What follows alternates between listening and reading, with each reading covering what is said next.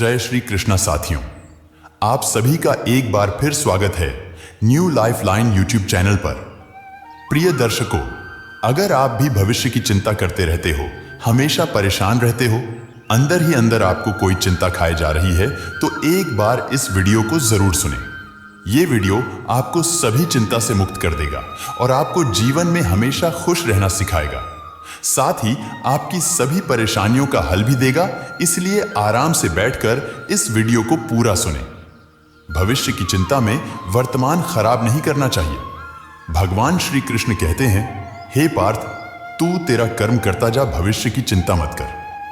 तू अपने कर्मों पर ध्यान दो, भविष्य की चिंता मुझे दे दे। अगर आज अच्छे कर्म करोगे तो भविष्य भी अच्छा जरूर होगा। चिता और चिंता में केवल एक बिंदु का ही अंतर होता है, लेकिन चिता निर्जीव की जलती है और चिंता जीवित को जलाती है। चिंता करने का अर्थ है भगवान की व्यवस्था पर शक करना। भगवान जो करेंगे अच्छा ही करेंगे। चिंता और तनाव में इंसान सिर्फ तभी होता है जब वह खुद के लिए कम और दूसरों के लिए ज्यादा सोचता है। अगर जीवन में चिंता करोगे तो भटकते रह जाओगे, और अगर चिंतन करोगे तो भटके हुए को भी रास्ता दिखाओगे। बुद्धि और अनुभव को कोई भी ताकत नहीं छीन सकती। कुदरत सबको हीरा बनाती है, बस जो खींचना है वही चमकता है। अपनी ऊर्जा को चिंता करने में खत्म करने से बेहतर है कि हम उसे समाधान खोजने में उपयोग करें। सुबह से शाम तक काम करके आदमी उतना नहीं थकता है जितना चिंता करके थक जाता है। जो भाग्य में लिखा है वो भाग कर आएगा, और जो भाग्य में नहीं लिखा है वह आकर भी भाग जाएगा। फिर चिंता किस बात की करनी है? आप केवल अपना कर्म करते रहिए। याद रखना, बीते कल का अफसोस और आने वाले कल की चिंता दो ऐसे चोर हैं जो हमारे आज की खूबसूरती को चुरा लेते हैं। चिंता इतनी करो कि काम हो जाए, चिंता इतनी मत करो जिससे जिंदगी बर्बाद हो जाए। हम एक छोटी सी कहानी से आपको चिंता को समझाने का प्रयास करते हैं। जो नियति में लिखा हुआ है उसे कोई नहीं बदल सकता, और जो नियति करती है वह सबसे अच्छा होता है। जो भी हमारे जीवन में होता है वह सब हमारे लिए अच्छा ही होता है, बस हमें उसे समझने की जरूरत होती है। चिंता बिल्कुल भी नहीं करनी चाहिए। प्राचीन समय की बात है, एक गांव में बहुत ही ज्ञानी महात्मा रहते थे। एक दिन वह अपने बचपन के मित्र से मिलने दूसरे गांव जा रहे थे। वो मित्र बचपन से ही गूंगा और एक पांव से अपाहिज था। मित्र का गांव बहुत दूर था और रास्ते में और भी कई छोटे छोटे गांव थे। महात्मा अपने मित्र से मिलने के लिए अपनी धुन में ही चले जा रहे थे कि तभी उन्हें रास्ते में एक और आदमी मिल गया। वो आदमी दिखने में पहलवान की तरह था। फिर वो आदमी महात्मा के साथ साथ आगे चलने लगा। ये देखकर महात्मा ने सोचा कि चलो, अच्छा हुआ, साथ साथ चलने से सफर जल्दी कट जाएगा। चलते चलते महात्मा ने उस आदमी से उसका नाम पूछा तो उस आदमी ने अपना नाम महाकाल बताया। महात्मा जी ने कहा, ठीक है, और महात्मा जी आगे की ओर चलने लगे। तभी उन्हें गांव से खबर मिली कि एक आदमी को भैंस ने मार दिया है। तो कुछ देर तक महात्मा जी वहां रुके और फिर चलने लगे। कुछ देर बाद महाकाल वापस महात्मा के पास आ गए। फिर दोनों साथ साथ चलने लगे और चलते चलते दोनों एक दूसरे गांव में पहुंच जाते हैं। उस गांव में एक छोटा सा मंदिर बना हुआ था और उस मंदिर में ठहरने की व्यवस्था भी अच्छी खासी थी। महात्मा के मित्र का गांव अभी बहुत दूर था और रात्रि भी होने वाली थी। तो महात्मा ने महाकाल से कहा कि रात्रि होने वाली है और पूरा दिन चलते चलते थकान भी होने लगी है और भूख भी लगने लगी है। तो ऐसा करते हैं, आज यहां पर रुक जाते हैं और आराम करते हैं। सुबह आराम से आगे का सफर तय करेंगे। महात्मा की बात सुनकर महाकाल ने कहा कि ठीक है, मुझे भी इस गांव में किसी को जरूरी समाचार देना है। महाकाल महात्मा से कहता है कि तुम खाना खा लो और आराम करो, मैं बाद में आकर का खा लूंगा। इतना कहकर महाकाल वहां से चल दिया, लेकिन उसके जाते ही महात्मा को गांव में धुआं ही धुआं उठाता दिखाई दिया और देखते ही देखते पूरा गांव आग में जल गया। यह सब देखकर महात्मा को बड़ा आश्चर्य हुआ और महात्मा सोचा, जहां भी यह महाकाल जाता है वहां कुछ न कुछ अनहोनी हो ही जाती है। वो इतना सोच ही रहे थे कि तभी महाकाल वापस महात्मा के पास आ गया, लेकिन महात्मा ने रात्रि में महाकाल से इस बारे में कोई जिक्र नहीं किया। सुबह होने पर दोनों अपनी अपनी मंजिल की ओर चल दिए। फिर से एक गांव आया तो महाकाल ने महात्मा से कहा कि आप आगे चलते जाइए, मैं कुछ देर बाद आपसे मिलता हूं, मुझे इस गांव में काम है, मैं काम खत्म करके आपसे आगे मिलता हूं। इतना कहकर महाकाल वहां से चला गया, लेकिन इस बार महात्मा आगे नहीं गए, बल्कि वहीं पर रुककर महाकाल को देखते रहे कि आखिर यह महाकाल जाता कहां है और करता क्या है। तभी लोगों के रोने की आवाज आने लगी कि किसी आदमी को सांप ने काट दिया है और वह आदमी मर गया है। और फिर ठीक इस समय महाकाल फिर से महात्मा के पास पहुंच जाता है, लेकिन महात्मा को इस बार सहन नहीं हुआ और उन्होंने महाकाल से पूछ ही लिया कि तुम जब भी गांव में जाते हो वहां कोई ना कोई अनहोनी हो ही जाती है, क्या तुम मुझे बता सकते हो ऐसा क्यों होता है? महात्मा की यह बात सुनकर महाकाल ने जवाब दिया, महात्मा जी, आप तो बड़े ज्ञानी मालूम होते हैं, इसलिए मैं आपके साथ चलने लगा था, क्योंकि ज्ञानियों का साथ बहुत अच्छा होता है, परंतु आप तो अभी तक नहीं जान पाए कि मैं कौन हूं। महाकाल की बात सुनकर महात्मा ने कहा है कि मैं समझ गया हूं, लेकिन मुझे कोई और शंका है, अगर आप अपना सही परिचय दें तो मुझे आसानी होगी। महात्मा की बात सुनकर महाकाल ने जवाब दिया कि मैं यमदूत हूं और यमराज की आजा से उन लोगों के प्राण हारता हूं जिनकी आयु पूर्ण हो गई है। महात्मा को पहले से ही महाकाल पर शंका थी, पर महाकाल के इस बात को सुनकर महात्मा घबरा गए, लेकिन फिर उन्होंने हिम्मत करके पूछा कि अगर ऐसी बात है और अगर तुम सच में यमदूत हो तो बताओ, अगली मृत्यु किसकी होगी? महात्मा की यह बात सुनकर यमदूत ने जवाब दिया कि अगली मृत्यु तुम्हारे मित्र की होगी, जिससे तुम मिलने के लिए जा रहे हो, और उसकी मृत्यु का कारण भी तुम ही बनोगे। महाकाल के मुंह से यह बात सुनकर महात्मा चौंक गए और सोचने लग गए कि यदि वास्तव में महाकाल यमदूत हुआ और इसकी बात सच हुई तो मैं अपने बचपन के मित्र की मृत्यु का कारण बन जाऊंगा। इसीलिए अच्छा यही होगा कि मैं उससे मिलने ही ना जाऊं, कम से कम मैं उसकी मृत्यु का कारण तो नहीं बनूंगा। महात्मा यह सब अपने मन में सोच ही रहे थे। तभी महाकाल ने कहा कि तुम जो भी सोच रहे हो वो मुझे पता है, अगर तुम अपने मित्र से मिलने नहीं जाओगे तो नियति नहीं बदलेगी। तुम्हारे मित्र की मृत्यु निश्चित है और वह कुछ रातों में घटित होने वाली है। महाकाल की ऐसी बातें सुनकर महात्मा को झटका लगा, क्योंकि महाकाल ने महात्मा की मन की बात जान ली थी, जो एक साधारण व्यक्ति के लिए संभव नहीं है। अब तो महात्मा को महाकाल पर पूरा विश्वास हो गया। महात्मा आगे गांव की तरफ जाने लगते हैं तो काफी दूर चलने के बाद जब वह पीछे देखते हैं तो उनका मित्र तेजी से उनकी तरफ भागते हुए आ रहा है। अपने मित्र की आने की गति को देखकर महात्मा को ऐसा लगा जैसे उसका मित्र काफी समय से उनके पीछे आ रहा था, लेकिन वो बचपन से ही गूंगा था और एक पर से अपाहिज भी था। वह जैसे ही महात्मा के पास पहुंचा तो अचानक उसकी मृत्यु हो गई। यह देखकर महात्मा हक्का बका रह गए और महात्मा महाकाल की ओर देखने लगे, जैसे कि वो पूछ रहा हो कि यह कैसे हो गया। महात्मा के हाव भाव देकर महाकाल महात्मा के मन की बात समझ गया और बोला कि तुम्हारा मित्र पिछले गांव से ही तुम्हारे पीछे आ रहा था, लेकिन वह अपाहिज होने के कारण तुम तक नहीं पहुंच सका। उसने अपने पूरी ताकत लगाकर तुम तक पहुंचने की कोशिश की, लेकिन बुढ़ापे में बचपन जैसी ताकत कहा। इसलिए हृदय गति रुक जाने के कारण तुम्हारे मित्र की मृत्यु हो गई, क्योंकि वह तुमसे मिलने के लिए तुम्हारे पीछे भागे जा रहा था। इसलिए अपने मित्र की मृत्यु का कारण तुम ही बने। महाकाल की बात सुनकर अब तो महात्मा को और भी ज्यादा यकीन हो गया कि महाकाल एक यमदूत है और इसका कार्य मानव के प्राण को हरना है। महात्मा ज्ञानी व्यक्ति था, इसीलिए वो जानता था कि मृत्यु पर किसी का बस नहीं चला, एक ना एक दिन सभी को मरना है।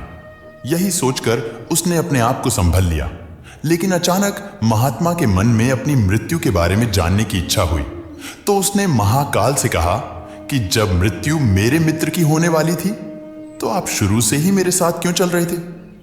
महात्मा की यह बात सुनकर महाकाल ने कहा कि मैं तो सभी के साथ चलता हूं और हर क्षण चलते रहता हूं, किंतु लोग मुझे पहचान नहीं पाते, क्योंकि लोगों के पास अपनी समस्याओं के अलावा किसी और समस्या के बारे में सोचने और समझने का समय नहीं होता है। महाकाल की बात सुनकर महात्मा ने कहा, तो क्या तुम मुझे बता सकते हो कि मेरी मृत्यु कब और कैसे होगी?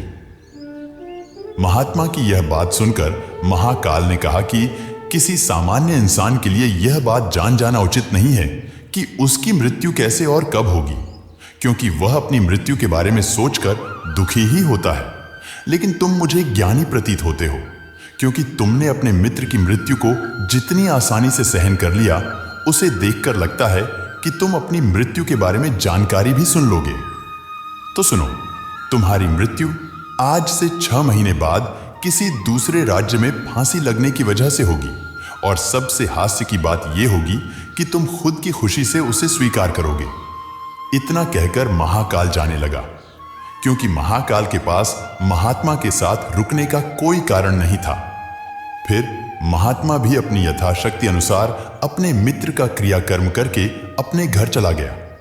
लेकिन कोई भी व्यक्ति कितना भी ज्ञानी क्यों ना हो, अपनी मृत्यु के बारे में जानकर दुखी जरूर होता है और मृत्यु से बचने के लिए कोई ना कोई उपाय जरूर करता है। महात्मा ने भी मृत्यु से बचने के लिए कुछ उपाय किया। महात्मा बहुत विद्वान था और उसकी ख्याति उसके गांव में दूर दूर तक फैली थी, और राज्य का राजा भी उसे भली भांति परिचित थे। महात्मा राज्य दरबार में पहुंच गया और राजा को सारी बात बता दी। महात्मा की बात सुनने के बाद राजा शांत रहे, और शाम को हुई सभा में राजा ने अपने मंत्रियों को यह बात बताई और सलाह मांगी। राजा की बात सुनकर सभी मंत्रियों ने अंत में विचार विमर्श करके कहा, अगर महात्मा की बात सही है तो उसकी मृत्यु 6 महीने बाद ही होगी, लेकिन मृत्यु तब होगी जब वो दूसरे राज्य में जाएंगे। यदि वह दूसरे राज्य में जाए ही ना तो उनकी मृत्यु भी नहीं होगी।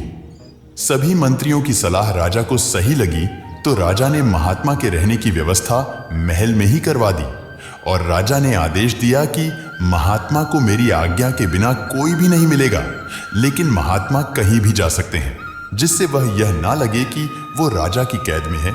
लेकिन महात्मा तो डर के मारे खुद ही कहीं नहीं जाते थे। अब धीरे धीरे महात्मा की मृत्यु का समय भी नजदीक आने लगा, और वह भी दिन आ गया जब महात्मा की मृत्यु होने वाली थी। जिस दिन महात्मा की मृत्यु होने वाली थी तो डर के मारे जल्दी से सो गया, ताकि जल्दी से वो रात बीत जाए और अगला दिन आ जाए और उसकी मृत्यु भी टल जाए। लेकिन महात्मा को नींद में चलने की बीमारी थी, और इस बीमारी के बारे में वह खुद नहीं जानता था, तो उसने इस बात का जिक्र ना तो राजा के सामने किया और ना ही किसी और से किया। महात्मा अपनी मृत्यु को लेकर बहुत चिंतित था, और नींद में चलने की बीमारी तभी आती है जब आप चिंतित हो और आपकी नींद पूरी ना हो। तो जिस दिन महात्मा की मृत्यु निश्चित थी, तो उससे पहली रात को महात्मा को चलने का दौरा पड़ा है, और वह महल से निकालकर बाहर आ गया। महात्मा राजा का खास मेहमान था, इसलिए उसके किसी पहरेदार ने नहीं रोका और ना ही कोई सवाल पूछा। महात्मा बाहर आकर सीधा सबसे तेज दौड़ने वाले घोड़े को लेकर कुछ ही देर में दूसरे राज्य की सीमा में चला गया। इतना ही नहीं, वो दूसरे राजा की महल में भी पहुंच चुका था। उसके महल के पहरेदारों ने भी उसे नहीं रोका, और ना ही किसी पहरेदार ने कुछ पूछा, क्योंकि सभी लोग रात्रि के अंतिम पड़ाव के कारण नींद में सोए हुए थे। वह महात्मा भी सीधे राजा के सेना कक्ष में पहुंच गया। जहां राजा और रानी सोए हुए थे, वही रानी के बगल में जाकर महात्मा भी सो गया। अब सुबह हुई तो राजा ने महात्मा को रानी के बगल में सोया हुआ देखा, तो उसे देखकर राजा को बहुत क्रोध आया। उसने महात्मा को बहुत भला बुरा कहा और सिपहिया को बुलाकर तुरंत महात्मा को बंदी बना दिया गया। महात्मा को कुछ भी समझ में नहीं आ रहा था कि उसके साथ यह क्या हो रहा है और कैसे हो गया। वह दूसरे राज्य में कैसे आया और राजा के कक्ष में कैसे पहुंच गया, लेकिन उसकी यह बात सुनने के लिए वहां पर कोई भी नहीं था। सुबह जब दरबार लगा तो राजा ने महात्मा को दरबार में हाजिर करने को कहा। कुछ देर बाद महात्मा को दरबार में लाया गया। जब राजा ने महात्मा को देखा तो उसे देखते ही राजा को इतना क्रोध आया कि उसने सीधे महात्मा को फांसी की सजा सुना दी। फांसी की सजा सुनते ही महात्मा का पूरा शरीर थकने लगा, लेकिन उसने फिर कुछ हिम्मत करके राजा से कहा कि महाराज, मैं नहीं जानता कि मैं आपके राजमहल में कैसे पहुंचा। मुझे तो यह भी नहीं पता कि मैं आपके कक्ष में कैसे पहुंचा, और मुझे आपके राज्य के किसी भी पहरेदार ने क्यों नहीं रोका। लेकिन मैं इतना जरूर जानता हूं कि आज मेरी मृत्यु होने वाली थी और होने भी जा रही है। महात्मा के मुंह से ऐसी बातें सुनकर राजा को थोड़ा अटपटा लगा, लेकिन फिर राजा ने महात्मा से कहा कि तुम्हें कैसे पता कि आज तुम्हारी मृत्यु होने वाली थी? आखिर तुम कहना क्या चाहते हो? राजा की बात सुनकर महात्मा ने राजा को पिछले 6 महीने में हुई सारी कहानी बता दी और कहा कि महाराज, मेरा क्या किसी भी सामान्य व्यक्ति का इतना साहस नहीं कि वह राजा के कक्ष में जाकर राजा की उपस्थिति में रानी के पास आकर सो जाए। महात्मा की ऐसी बात सुनकर राजा को उसे पर बिल्कुल भी विश्वास नहीं हो रहा था, क्योंकि ऐसा भी हो सकता था कि महात्मा मृत्यु से बचने के लिए महाकाल और अपनी भविष्यवाणी का बहाना कर रहा था। लेकिन फिर राजा ने निर्णय किया और महात्मा से कहा, यदि तुम्हारी बात सत्य हुई और आज तुम्हारे मृत्यु का दिन हुआ, तो जैसा कि महाकाल ने तुमसे कहा था, तो मैं तुम्हारे मृत्यु का कारण नहीं बनूंगा। लेकिन अगर तुम्हारी बात झूठ निकली तो निश्चित ही आज तुम्हारे मृत्यु का दिन होगा और तुम्हारे मृत्यु का कारण भी मैं ही बनूंगा। फिर राजा ने इस बात की सत्यता का पता लगाने के लिए पड़ोसी राजा के पास अपने विश्वास पात्र सैनिकों को भेजा, क्योंकि पड़ोसी राज्य का राजा उसका बहुत अच्छा मित्र था। राजा ने अपने सैनिकों को एक पत्र देकर पड़ोसी राज्य के राजा के पास सत्यता का प्रमाण मांगने को भेजा। सैनिक पत्र को लेकर पड़ोसी राज्य के राजा के पास गया और शाम तक प्रमाण लेकर लौट आया। सैनिक ने आकर महाराज को बताया कि महाराज, महात्मा जो भी कह रहा है वह बिल्कुल सत्य है। दूसरे राज्य के राजा ने महात्मा के रहने के लिए अपने महल में पूरी व्यवस्था कर रखी थी और पिछले 6 महीने से पंडित राजा का खास मेहमान था। कल अंतिम बार राजा उसे उसके कक्ष में मिले थे और इसके बाद इस राज्य में यह महात्मा कैसे पहुंचे, इस बात की जानकारी किसी को नहीं है। इसीलिए उस राज्य के राजा के अनुसार इस महात्मा को फांसी की सजा देना उचित नहीं है।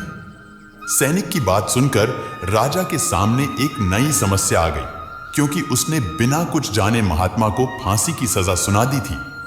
इसीलिए अगर महात्मा को फांसी की सजा ना दी जाए तो राजा के कथन का अपमान हो जाएगा, और यदि पंडित को फांसी दे दी जाए तो महात्मा की बिना कारण ही मृत्यु हो जाएगी। राजा की समझ में कुछ नहीं आ रहा था कि अब वह क्या करें, तो राजा बहुत परेशान हो चुका था। तब राजा ने अपने सभी मंत्रियों से इस बात पर सुझाव मांगा। तब सभी मंत्रियों ने एक सुझाव दिया कि महाराज, महात्मा को एक कच्चे रस्से से फांसी की सजा दी जाए। इससे आपके कथन का अपमान भी नहीं होगा और कच्ची रस्से के धागे से महात्मा को फांसी भी नहीं लगेगी और उसके प्राण भी बच जाएंगे। सभी मंत्रियों का सुझाव राजा को भी अच्छा लगा। उसने ऐसा ही आदेश दे दिया। फिर महात्मा के लिए कच्चे धागे का फांसी का फंदा बनाया गया और नियम के अनुसार महात्मा को फांसी लगाई गई। सभी लोग खुश हो रहे थे कि ना तो महात्मा मारेगा और ना ही राजा का कथन गलत जाएगा। राजा का ऐसा आदेश सुनकर महात्मा को भी विश्वास था कि रस्से से उसकी मृत्यु तो नहीं होगी। इसीलिए वह खुशी खुशी फांसी को तैयार हो गया, जैसा कि महाकाल ने उसे कहा था। लेकिन जैसे ही महात्मा को फांसी दी गई, रस्सी का धागा तो टूट गया, लेकिन टूटने से पहले उसने अपना काम कर दिया।